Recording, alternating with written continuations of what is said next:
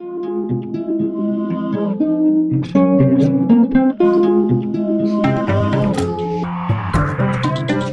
se cautérise, ce sacré patapouf, venu de la verre, toujours la vérité, et se marbre seul dans ses lignes.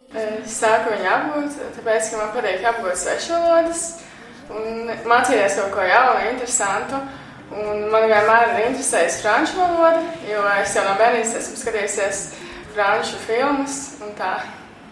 Man ir interesanti iepazīties ar citiem cilvēkiem, kurus es varu iepazīt šajos kursos, un arī ar pasniedzējiem iepazīties un iepazīt citas valsts kultūras un tradīcijas.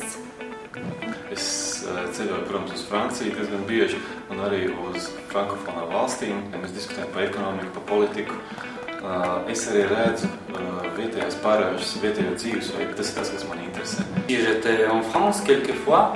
J'aime la nature française, aussi la cuisine française, beaucoup de choses françaises. C'est le meilleur endroit à Riga. Ici travaillent beaucoup de professeurs professionnels, je crois.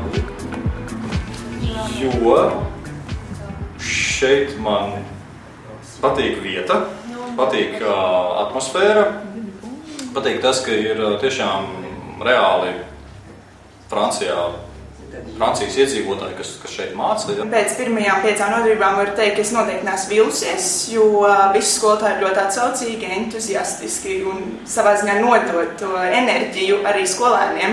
Un ir ļoti patīkami mācīties, kā arī atmosfēra ir gan brīva un tas man ļoti patīk. Manuprāt, tā ir laba vieta Latvijā, kur papildus apgūt franču valodu, jo nav daudz tādas vietas, kur ir tieši informācija franču valodā.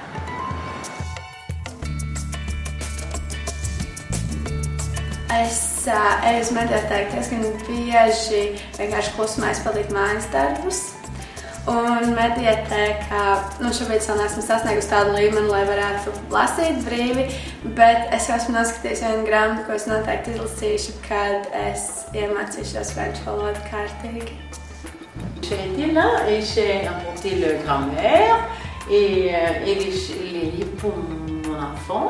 J'ai une fille de 10 ans pour lire avec elle. Es visvairāk izmantoju filmas, protams, franču kinematogrāfiju, man patīk franču filmas, un es tādā veidā arī mācos franču valodu caur skatīšanos franču valodā filmas.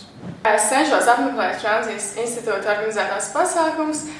Visvairāk es apmeklēju filmas, jo man ļoti interesē kino, bet arī dažreiz eju uz izstādēm.